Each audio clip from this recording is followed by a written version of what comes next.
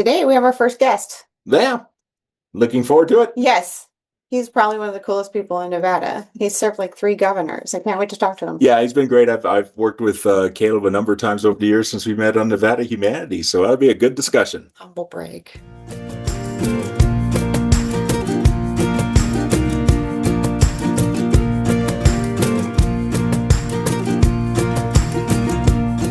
Welcome to 775 Alive, a podcast looking at world, national, state, and local issues from the perspective of rural Nevada. I'm Scott Gavorski. And I'm Crystal Newton. And we're excited today. We're actually going to have our first guest here joining us. We want to revisit some of the stuff we did in an earlier episode on mining, particularly the Lithium Loop. So joining us today is Caleb Cage. Bit of the disclosure, I worked with Caleb a bit years ago, sitting on the board of Nevada Humanities is where I first met him. But Caleb's going to be joining us to talk about the Lithium Loop concept. He's the founder and owner of the Arc Dome Strategies, and also sort of the executive director of Nevada Battery Coalition, which is promoting lithium. Welcome. Thanks, Scott. Thanks, Crystal. Hi. Good to see you both. I love that you're here because everyone has heard about the lithium mining in Nevada and nobody really gets to meet the people that are forging the pathway for this industry to take root. You've worked with 3 Nevada governors implementing different types of things, and under Lombardo, you're forging the pathway for this lithium industry to really flourish. So excited to talk to you. I don't know how much you want to share about yourself because you're one of those really awesome, humble people, but you have an extensive history. It's really impressive. What would you like to start with on the lithium mine? What are you excited about for Nevada with this industry? Well, what I'm excited about for this industry in Nevada is our opportunity to really continue diversifying the economy in the state of Nevada. Nevada does really, really well at the resort space, the international and national travel space, and bringing people and companies to Nevada for major events and public events. That's been something we've excelled at for a long time. We've excelled for a long time in the mining space as well, and logistics and in some other areas too. This is one of the first times to my knowledge, where the state has an opportunity to really lead in an emergent technology, an emergent field, and really meet national and global needs from across the supply chain, right? It's mining, but it's also processing. It's also manufacturing. It's also putting the end pieces together into the final product, and it's recycling. So that excites me the most. And yeah, I think this is the first time we're really taking the mining industry down to the next step in the supply chain. I mean, so far as I can tell, like we mine gold, but then we ship it out of the state as a raw material. We're actually keeping this material within our borders and making an end product to sell to consumers. That really is like a new space for the mining industry. And when we talk about, Governor Lombardo, of course, is phrasing this in terms of the Lithium Loop. Can you just explain that concept a little bit more? What are all the components we're going to be looking at as this Lithium Loop comes online? Yeah, we were very excited when in 2022, Governor Lombardo included closing the Lithium Loop as one of his priorities in his State of the State address. And of course, Governor Lombardo has been an incredible leader in encouraging this industry in our state, and we're really excited to see his leadership and to see how it's developing. The Lithium Loop itself is a concept of a closed supply chain, right? So you have all of the components of the supply chain in Nevada. You have from upstream, which is critical minerals exploration and extraction, which is mining, chemical engineering and processing that takes place to turn it into battery grade lithium, and then component manufacturing, putting those components like into battery packs, and then putting those battery packs into vehicles are the upstream and middle stream portions, and even part of the downstream portion. And the last part, and the part that really makes this not just a closed loop, but a closed ecosystem, is at the end, we have lithium recycling here in the state of Nevada as well. A couple of points on that. The more lithium that's recycled from the end product, the end of life or after second life or whatever the battery storage winds up being, the more lithium that's recycled, the less needs to be pulled out of the ground in the long run. Redwood Materials likes to refer to as the largest lithium mine in America is in your sock drawer.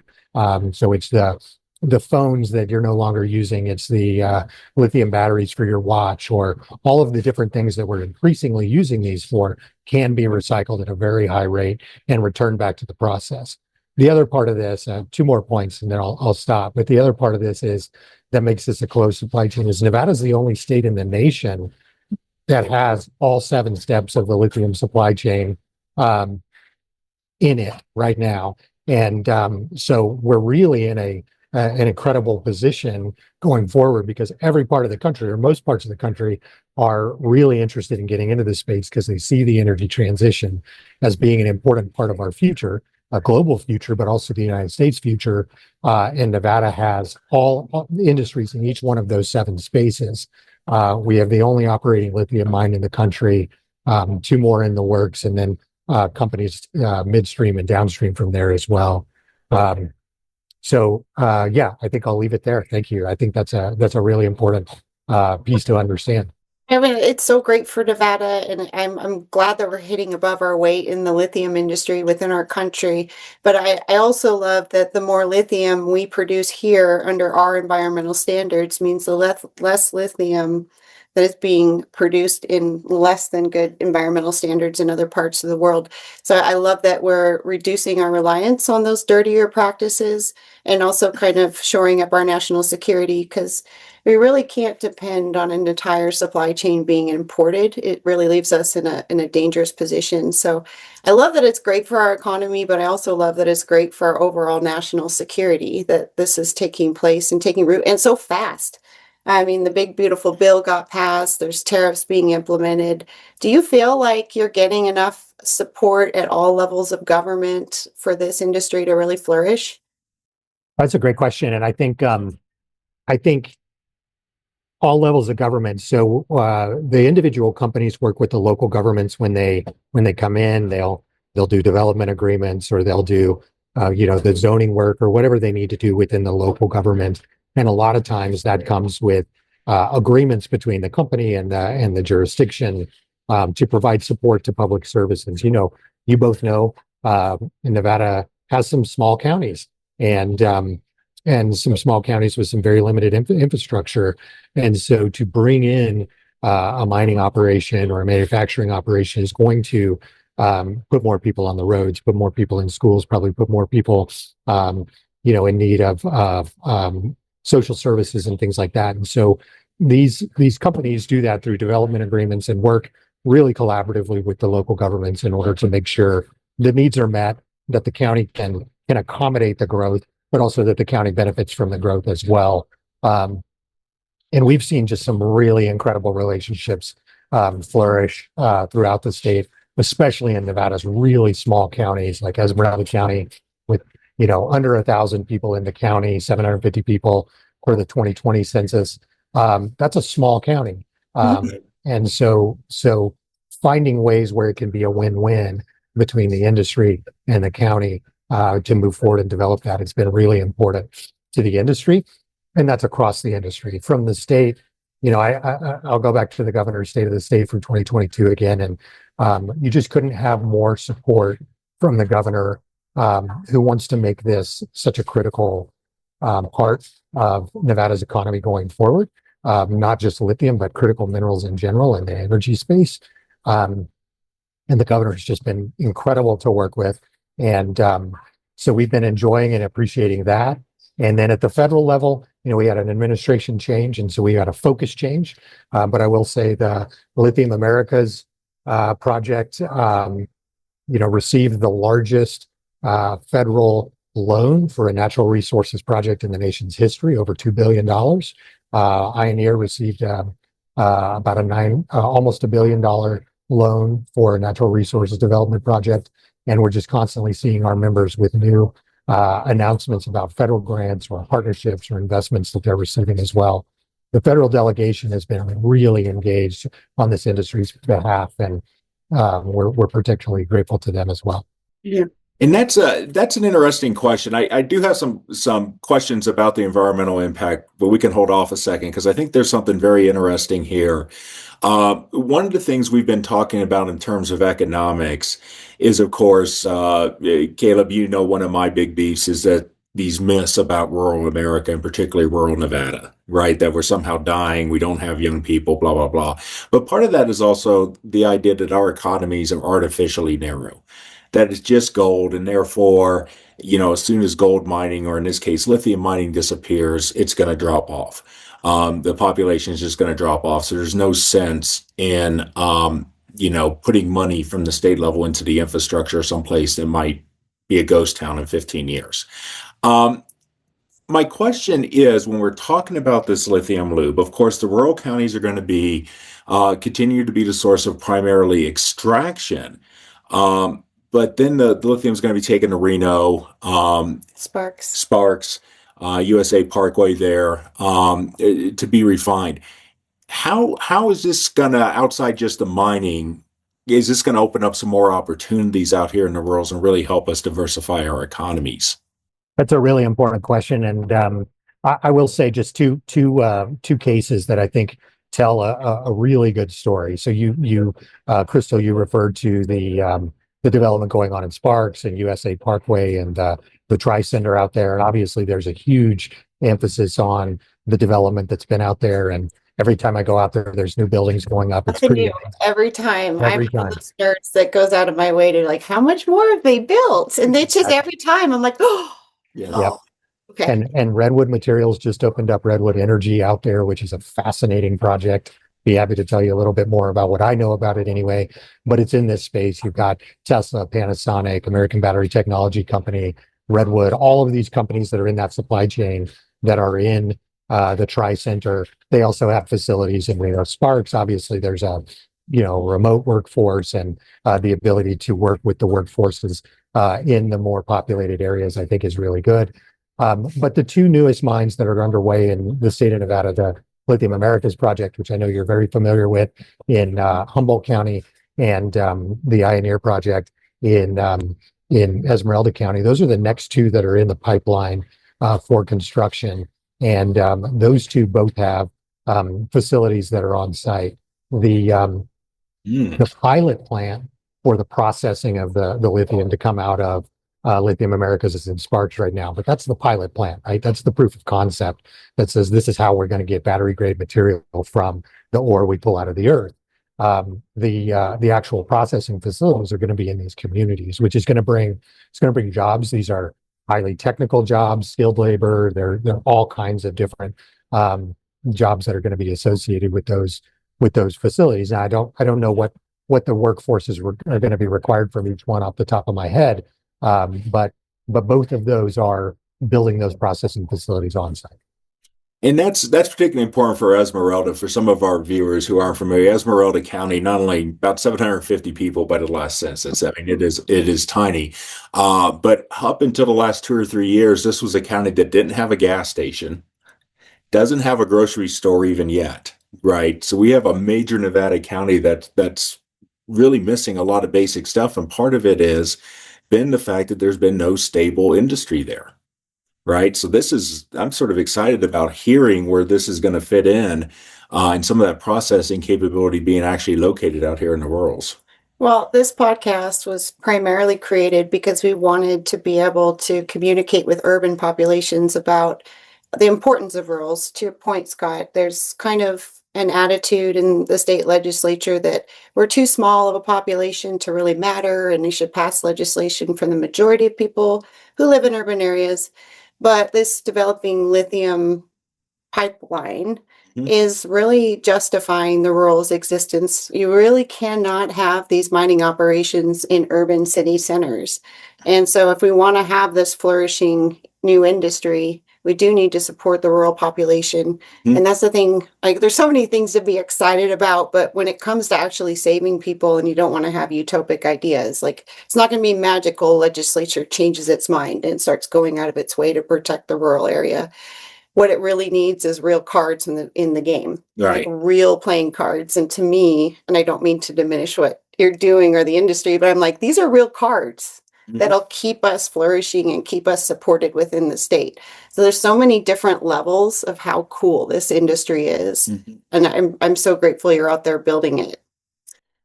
I think that's a really good point. And I will say this. I love rural Nevada. I know we've talked about that before.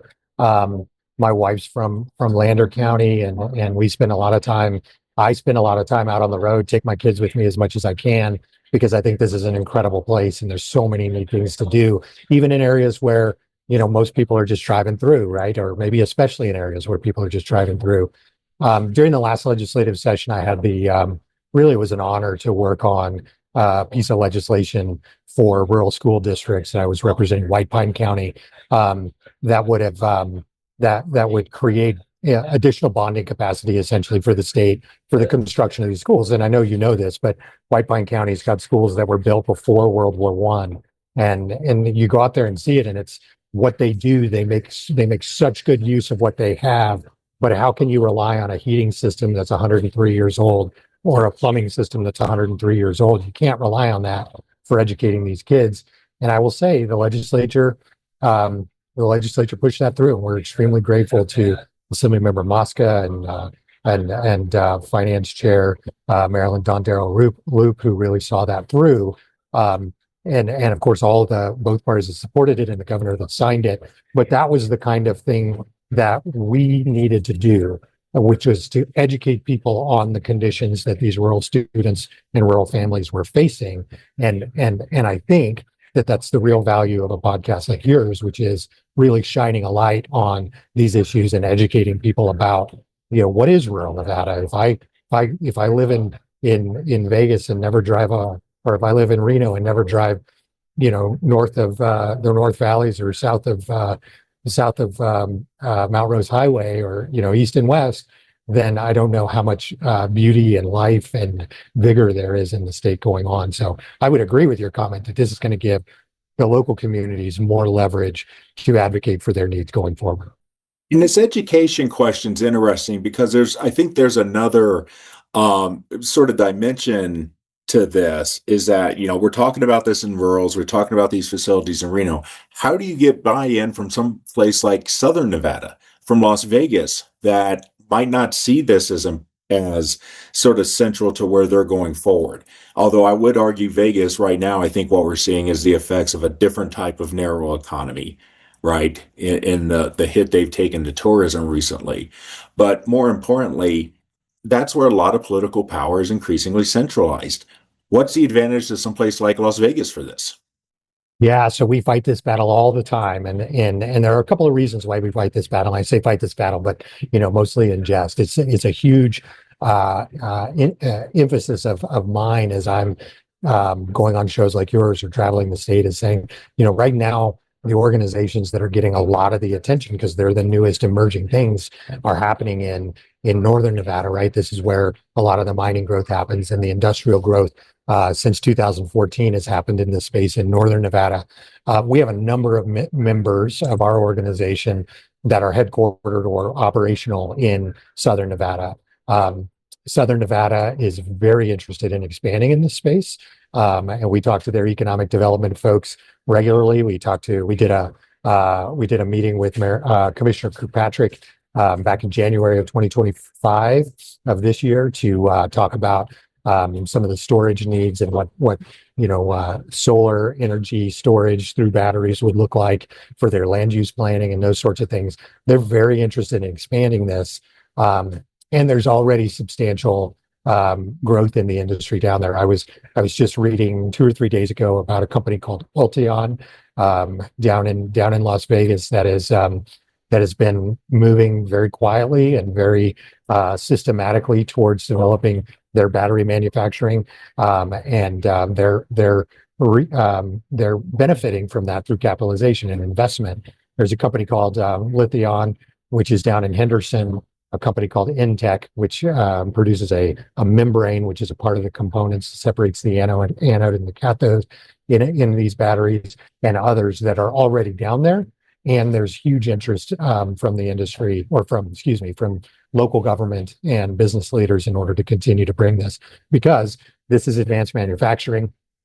This is everything their economy would like to support, right? This is how their workforce development efforts can grow and how their economic developments can grow. Yeah, I think everyone does kind of think that Vegas is just entertainment and and the numbers do show that. But I did spend a year working in Vegas, and when we were talking about that question of like what was Clark County's involvement, I had two thoughts. And North Las Vegas is surprisingly full of laboratories and inventors and different Right. types of things go on. It's very quiet. No one really talks about it. It's not like it's a secret, but there is an incredible amount of inventors that are trying to put forth new pieces of technology in North Las Vegas. But almost more importantly, what I found out is there's an incredibly amount of well-connected people in Clark County that are really good at getting investment. Right. So what might wind up happening is you get investment pipeline coming out of Clark County investing into, say, Washoe and Story and Churchill or wherever else this is going. Yeah, I was thinking more. I know Pahrump has become an interesting center for a lot of green energy recycling, right? There's been efforts to put solar panel recycling industry down there in Pahrump. Is there interest on that aspect of the supply chain? Because that's something I can really see the infrastructure that already exists in Vegas and Pahrump there. The storage from the solar Storage. panels would be a lithium battery, right? Right. Yeah, the storage from the solar arrays that are either being built or are built in Nevada would be large lithium batteries that store a huge amount of energy, so that when the system is not generating energy, it can store that, and then so it can more strategically be injected, for lack of a better word, into the supply for the state. As far as we've had some members who have gone into the solar panel recycling, and there's a lot of metals in those solar panels that can be reused and developed, and waste that can be diverted from the landfill by doing that, which I think we all think is important.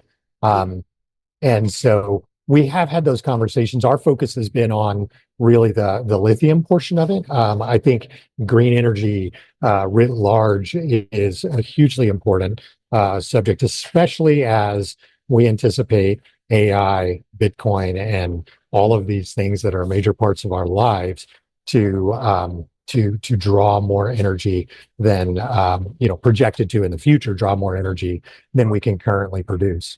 Yeah, and it's such a big monumental task when you bring something new online to educate the public. And I mean, it takes everybody kind of talking about it for people to get used to something new. And I was really impressed with Governor Lombardo hosting a Lithium Summit last year in Lake Tahoe that kind of educated the who's who and the movers in the market. Like, hey, this is taking off. This is all this is all the information you need. Here's the resources. He's really preparing this industry. And I think in a few weeks in Vegas, it's going to be in Vegas this year in September. Right.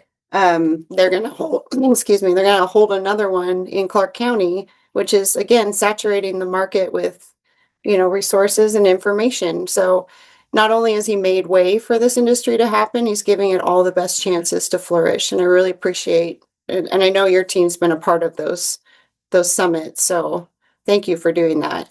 No, I think we really benefit from having the governor's leadership in this space. And it's really remarkable to see how that leadership matters. The people he can get on the phone, or the way he can message, just makes it better for the whole state. Yeah, I mean, you have the governor call you as a major executive and say, "Hey, come down to my summit." That's much different than, the staffer calling them. So Yeah. it does take the governor stepping in and making those manual calls to make this work. So kudos to him. Yeah, and on the education side, because I think this is something we've seen. So we've talked a lot about Thacker Pass. Of course, you're right in the middle of it between, your backyard and the Winnemucca band camp that's going in. But we've got some potential large lithium operations coming online in Elko County, and there's already been some pushback because the BLM has started their initial sort of comment stage. And I was posting it through my social media, so get a bigger group of people to comment on this. And some of the pushback on that is real concerns that they have, valid or not, but the real concerns they have about the environmental impact of lithium mining. Right. Now, correct me if I'm wrong. This is lithium carbonate, so this is solid lithium extraction, right? Yeah, I'd have to know more about the specific mine, but yes, the new mines typically coming on are in play. Right. And, one of the things I think that's been going on is there's been a lot of assumption that this is going to look like some of the nastier aspects of mining that you've pointed out to. We're just going to see desolate landscapes. And of course, the gold mining up here has been fighting against that image for years. I mean, I'm against the way China does it. Oh, My yeah. observation of Nevada mines has been spectacular. Mhm. And I have built water systems. So I'm like, this looks pretty solid to me. And I just, I caution people to question their sources on who's really upset about these mines coming in and really look at the facts, because there's a lot of money out there involved in just trying to disrupt something. My personal observation, I'm really impressed with their containment systems. I don't think we've had too many issues. And state of Nevada makes you put up, is it a bond? There's a major cleanup bond you have to put up before you even put one shovel in the ground. So they're prepared in every way you possibly can be. I just want to be clear on that. I don't complain about Nevada mines. I like, Go ahead, Caleb. I was just going to say, I think there's this real problem with that companies and global governments around the globe are trying to face right now, and that is as the more of our lives become dependent on batteries. Right, I'm using a battery in my laptop and my phone and my watch right now. I'll go get in my car that's a hybrid with a EV battery in it after this, and as our lives become more reliant on that for home storage, for grid storage, for all of those things, we have to have the materials.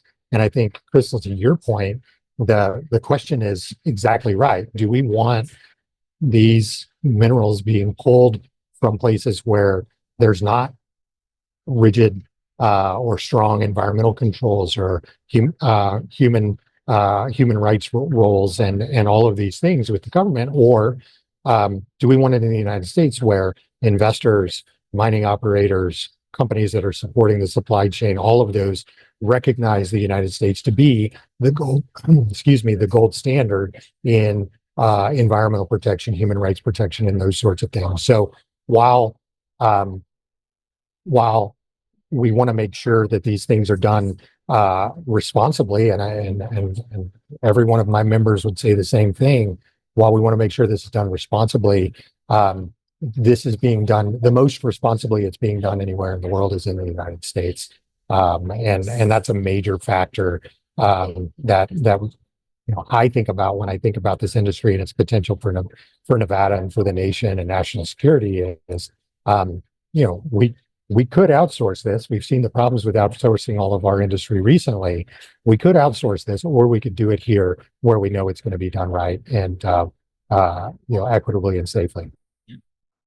So I think that's a good point. Speaking of that summit, you wanna give a pitch for it for anybody who might be interested in joining you? Yeah, absolutely. Sorry, go ahead, Crystal. I'm like 90% sold. I think I'll be there. Okay. So this is the second annual. This is the governor's lithium and critical minerals summit here in the state of Nevada. The first one was in Lake Tahoe last year, as you know. This year is September 18th and 19th in Las Vegas. It's at the UFC arena, which is kind of exciting. I've never been there before. And it's going to be everybody from scientists and engineers who talk about what's going on from an innovation front to the companies that are already here, and state agency leads who will be key parts of bringing this industry to fruition here in the state, or further bringing the industry to fruition in the state. 2 days in Las Vegas at the UFC, hosted by the governor. That's enough to get me there. And I think it's, for people who are excited in this, you can certainly, I don't have the link at my fingertips, but you can already buy your tickets and look online and get more information.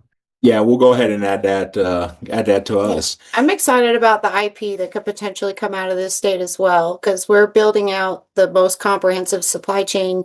We have a lot of inventors in Clark County and in Washoe County, and actually in rurals too. I'm Yeah. surprised at how many people are able to build just about anything. But you know, if we can be first to the most efficient extraction technologies, then those are patented and licensed out around the world. Mhm. We could be a leader in a whole nother way and have a whole nother stream of income from that, just Right. the IP alone. So I'm so glad we're hitting this hard and we're going to be the first and the best, as always. Well, thank you for joining us, Caleb. It's been a pleasure. So, Thank you both for the opportunity. I really appreciate it. It's good to see you both. So we'll see you around the 775. And if anybody wants some more information, or we could put you in contact with Caleb there at Arc Dome Strategies, we'll have a link up on our website. You can always also send us a question at info@775alive.com. Until then, I'm Scott Gavorski. And I'm Crystal Newton. See you around.